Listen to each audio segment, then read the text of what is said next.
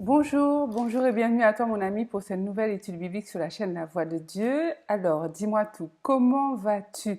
J'espère que tu vas bien. En tout cas, moi, par la grâce de Dieu, ça va très bien. Je suis très heureuse de t'accueillir une fois de plus pour parler de la parole de Dieu, pour parler de Dieu, de Jésus, pour parler du Saint-Esprit. Alors aujourd'hui, nous allons nous focaliser sur la thématique de la joie. Vaste programme, non? Donc en fait, si le thème t'intéresse, si tu veux savoir comment rester dans la joie, eh bien reste connecté.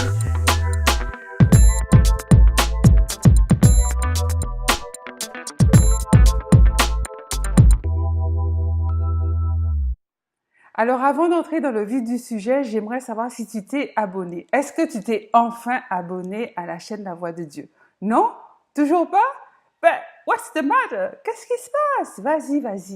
Vas-y, fais-le. Tu cliques juste en bas, à droite.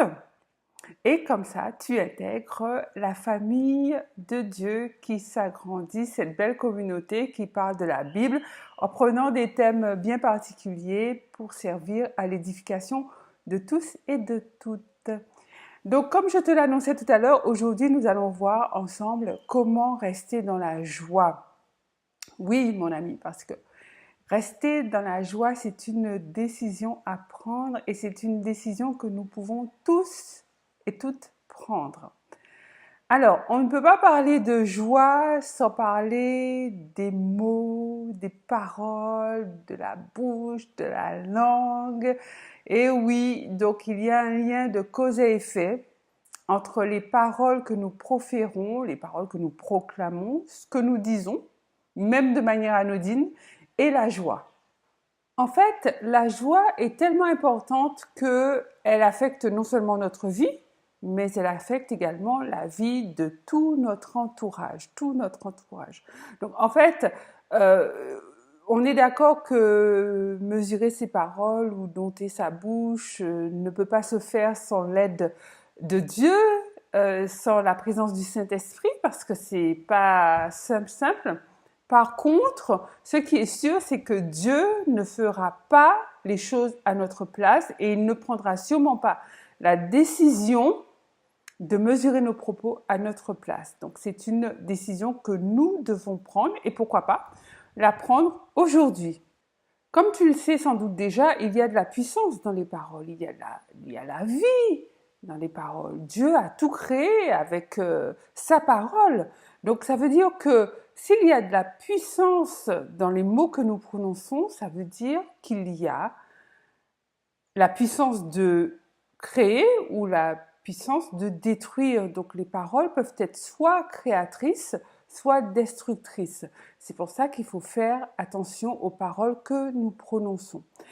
Et puis, il y a une autre hypocrisie, je veux dire, qu'on va retirer de nos vies, si tu veux bien, parce que il faut arrêter de dire ouais, mais bon, c'est comme ça que je suis, et puis je suis entière, ou alors moi je garde rien sur mon cœur, ma bouche c'est pas un sac à main, quand je pense quelque chose, il faut que j'en parle.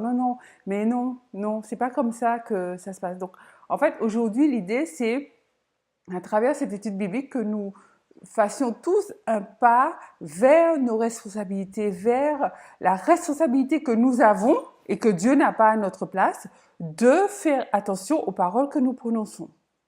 On peut bénir avec des mots ou alors on peut maudire avec d'autres mots. It's a choice, c'est un choix qu'on fait. Et d'ailleurs, Dieu lui-même dit que la vie et la mort sont au pouvoir de la langue. Donc c'est à nous de faire attention à ça, c'est à nous en tant que chrétiens, parce que Dieu veut qu'on ait une conduite, il veut qu'on ait une conduite à tous égards, c'est-à-dire également dans la manière dont nous parlons. Donc l'idée, c'est que nous portions du fruit. Et à ce propos, j'ai fait une vidéo, si ça te dit de la regarder, je te mettrai le lien là, juste en haut à droite, qui s'appelle les fruits de l'esprit. Tout ce que Dieu s'attend à ce que nous portions comme fruits en tant que ses enfants. Alors, faut qu'on arrête de se sentir obligé d'avoir un avis sur tout. Et souvent, l'avis, il est négatif. Faut qu'on se sente, faut qu'on arrête de se sentir obligé de tout commenter, de parler de tout, de rien, souvent en mal des autres. Faut qu'on arrête ça. Je dis souvent, si tu n'as rien de bon à dire, tais-toi. Tais-toi. Parce que ça peut arriver que tu sois pas d'humeur, que tu n'aies pas envie forcément de faire un compliment. Eh bien, tu te tais. Et ça vaut mieux que de dire des paroles négatives, des paroles blessantes, des paroles offensantes ou des paroles qui vont attrister la personne. La Bible nous parle beaucoup de ce petit organe qu'est la langue et nous relate à travers beaucoup de personnages, beaucoup d'événements, la manière dont on peut se servir de sa bouche à bon escient ou à mauvais escient. D'ailleurs, nous pouvons le voir dans Nombre chapitre 13, versets 27 et 28. Donc, si tu veux bien prendre ta Bible, nous allons entrer dans la parole de Dieu. En fait, je te remets un petit peu dans le contexte. Donc, Moïse ainsi que les Israéliens arrivent à la porte de Canaan et Moïse envoie 12 espions, 12 personnes en repérage du pays que Dieu leur avait promis. Et donc, ces personnes reviennent vers Moïse pour faire leur compte-rendu. Entrons dans la parole de Dieu.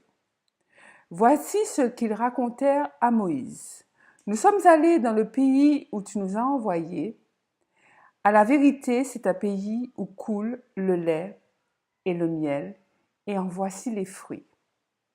Mais le peuple qui habite ce pays est puissant. Les villes sont fortifiées, très grandes. Nous y avons vu des enfants d'Anak. Donc, voici ces espions qui reviennent vers Moïse et qui lui font leur rapport. Et ils reviennent avec un fruit. Alors, selon mes souvenirs, c'était un fruit de la vigne, donc ça devait être du raisin. Et le raisin était tellement, la grappe de raisin était tellement grosse qu'ils n'arrivaient pas, une main ne suffisait pas à la porter. Ils étaient obligés de se mettre à deux pour tenir les extrémités de la branche de raisin. Donc c'était vraiment, mais c'était ce que Dieu leur avait promis, hein, un pays où coule le lait et le miel, un pays béni où le peuple de Dieu pourrait vivre dans l'abondance, dans la prospérité, dans l'opulence. Donc ils arrivent, ils font un rapport et ils disent oui, en gros, nous confirmons ce que Dieu avait dit, c'est bien un pays où coule le lait et le miel, un pays prospère, il y a des richesses, etc. Mais, alors c'est le mais. C'est un peuple qui est puissant, les villes sont fortifiées et nous y avons vu des enfants d'Anak. Donc visiblement c'était des géants. Donc, à travers ce passage, nous voyons que quand on met le mais là, le mais annule tout ce que tu as dit avant. C'est-à-dire qu'ils ont fait un bon rapport et ensuite ils ont annulé ce rapport par un mais. Et comme ce qui suit le mais arrive en dernier lieu, eh bien c'est ce qu'on va retenir. Donc en fait, on va retenir un rapport négatif. C'est comme si tu dis, je ne sais pas si tu as des enfants, mais tu dis à ton fils ou ta fille, ah, tu as eu 15 en maths, ah, c'est très très bien, je te félicite, mais c'est pas suffisant, tu peux faire des efforts. Tu vois un peu l'effet que ça fait, le mais. Donc l'idée, c'est d'abandonner tout ce qui est mais et de remplacer s'il le faut, parce qu'il n'est pas question dans cette vidéo d'occulter la réalité, hein. Il y a une réalité qui est forcément joyeuse, il ne faut pas l'occulter, on peut également en parler, mais pas rester focalisé sur cette réalité négative. Donc l'idée, c'est de remplacer le mais par et.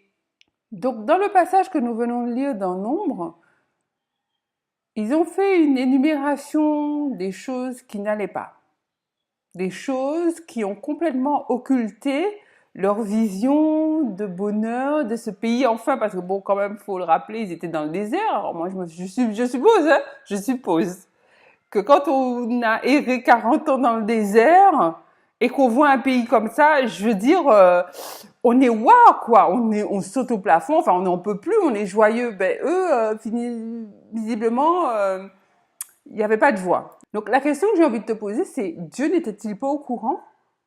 Dieu ne connaissait-il pas la situation? Parce que c'est quand même Dieu qui les a envoyés à Canaan, ils n'y sont pas arrivés tout seuls.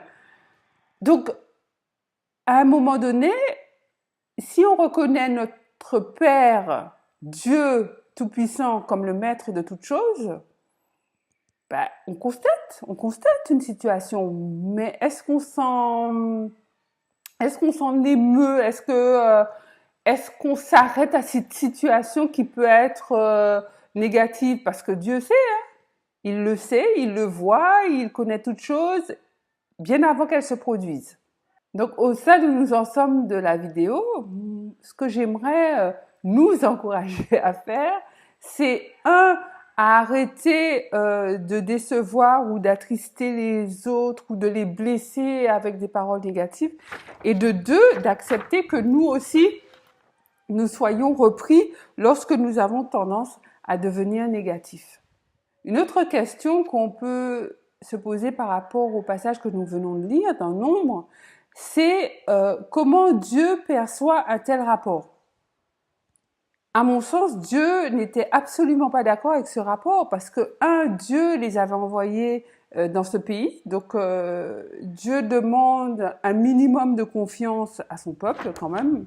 Ça, c'est quelque chose qu'il demande. Il demande que ses enfants lui fassent confiance.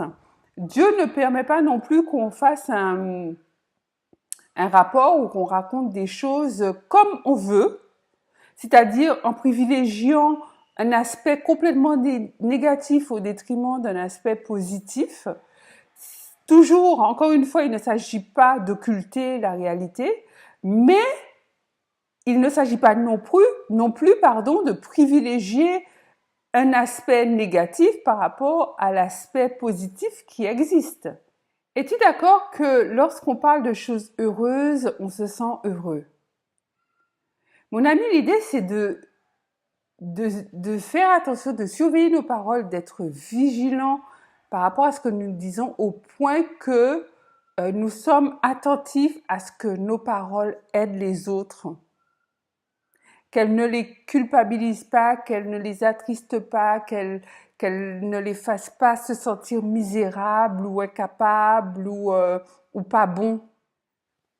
As-tu déjà dit à quelqu'un « Je t'apprécie, j'apprécie tout ce que tu fais dans ma vie, j'apprécie que tu fasses partie de mon cercle, de mon entourage, de ma famille ». Enfin, as-tu déjà prononcé ce genre de paroles ou d'autres mots tels que « Merci, s'il te plaît, je te demande pardon, je n'avais pas vu ça sous cet angle, j'avais tort, je suis désolée ». Enfin, ces mots qui font que l'autre personne va se sentir bien, la personne en face va se sentir mieux. Et surtout quand quelqu'un en face de nous ou dans notre entourage fait des erreurs. Les enfants, nos enfants particulièrement, eh ben, apprendre à dire « Oh, ne t'en fais pas, ça arrive, moi j'aurais pas fait mieux, je te pardonne, va, n'y pense plus ». Enfin, c'est des mots tellement réconfortants, je t'assure, on les dit pas suffisamment, donc ça fait beaucoup, beaucoup de bien lorsque quelqu'un qui a fait une erreur entend ces mots-là. Le poids de la culpabilité s'en va tout de suite parce que nous, les êtres humains, nous avons tendance à culpabiliser très vite. Je ne sais pas si c'est lié au péché originel d'Adam et Ève, je ne sais pas, mais c'est vrai que la nature humaine a tendance à culpabiliser très vite. Donc, avec des mots de réconfort pour dire « Oh, vas-y, laisse tomber, c'est pas grave, on passe à autre chose », ça fait du bien à l'âme, ça fait du bien à l'âme. La langue déchaînée ressemble à un animal sauvage et Proverbe chapitre 18 versets 20 et 21 nous le dit. Donc nous allons lire le passage ensemble. Entrons dans la parole de Dieu. C'est du fruit de sa bouche que l'homme rassasie son corps. C'est du produit de ses lèvres qu'il se rassasie. La mort et la vie sont au pouvoir de la langue. Quiconque l'aime en mangera les fruits. Ça veut dire que la langue, Dieu confère que la langue a un tel pouvoir, mais selon la manière dont tu vas l'utiliser, tu en paieras les conséquences. Faut pas penser que à dire ce que tu penses, tout ce qui te passe par la tête, tu dis, tu blesses, tu injuries, tu calomnies, tu inventes, tu mens. Mais ça a un prix. Ça a un prix parce que ce sont des paroles que tu profères. Quand tu ouvres la bouche, ouvre-la à bon escient. Et si d'aventure, chose qui nous arrive et chose qui nous arrivera, on parle de manière un peu trop impulsive, on n'a pas su la fermer, on n'a pas pu fermer sa bouche à temps, mais on demande pardon. On demande pardon à la personne et on demande pardon à Dieu pour qu'il annule, parce que sinon, la Bible le dit, hein, on en mangera les fruits. Ça veut dire qu'on paiera les conséquences. Et les conséquences, on les paye cash, pas au jugement dernier. Hein. Parce que la série de jugements qui se passe avant le jugement dernier, vaut mieux éviter d'être dans quelque jugement que ce soit. On n'est pas parfait. Donc on est amené quand même à être jugé par le Père de temps à autre. On est sous la grâce, donc c'est très simple pour nous, avec un cœur repentant, avec un pardon, comment dirais-je, un esprit d'humilité qui demande pardon au Père de manière sincère, c'est très très facile d'obtenir le pardon de Dieu parce que nous vivons sous la grâce de Dieu. Alors, ayons à cœur toutes ces choses qui concernent la langue parce que Dieu l'a dit dans sa parole. Parce que le couperet tombe pour qui utilise sa langue à mauvais escient, et quiconque utilise sa langue à bon escient en mangera également les fruits, c'est-à-dire toutes les bénédictions qui y seront liées. Donc mon ami, tu vois que derrière cette vidéo, ce sont des choses très simples, c'est-à-dire que tu peux rester dans la joie en mesurant tes paroles, en prononçant des paroles de vie, des paroles de joie, des paroles de bénédiction, des paroles de contentement, des paroles de satisfaction, de gratitude, de reconnaissance. Et en créant ta joie, en cultivant ta joie, tu cultives et tu crées également la joie de ton entourage. Parce que tu l'as sûrement déjà constaté, des paroles désobligeantes, des remarques moqueuses, des remarques blessantes, méchantes, cassent l'ambiance. C'est pas possible d'être dans la joie avec de tels propos. Proverbe 26, verset 22 nous dit que, entrons dans la parole de Dieu, les paroles du rapporteur sont comme des friandises, elles descendent jusqu'au fond des entrailles. Ça veut dire que lorsqu'on profère des paroles de bénédiction, des bons mots, des encouragements, des paroles réconfortantes, mais ça fait du bien, ça fait du bien, ça nourrit l'âme, on est heureux, on est en joie, et c'est ce que Dieu nous demande.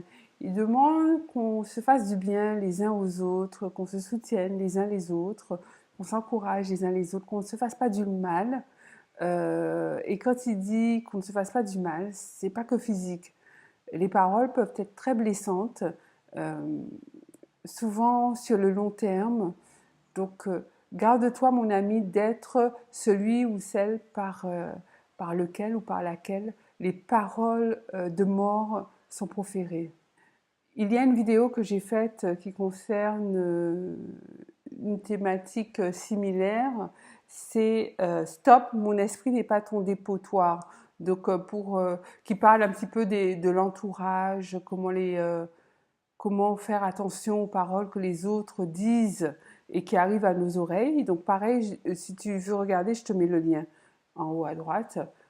Tu peux cliquer et je pense que ça pourra t'aider, surtout si tu es entouré de personnes négatives, des gens qui viennent comme ça te bassiner, te remplir les oreilles avec des choses qui sont pas à la gloire de Dieu, des choses qui sont qui n'édifient pas, qui sont sans intérêt, qui sont plutôt navrantes ou attristantes ou calomnieuses, etc., etc.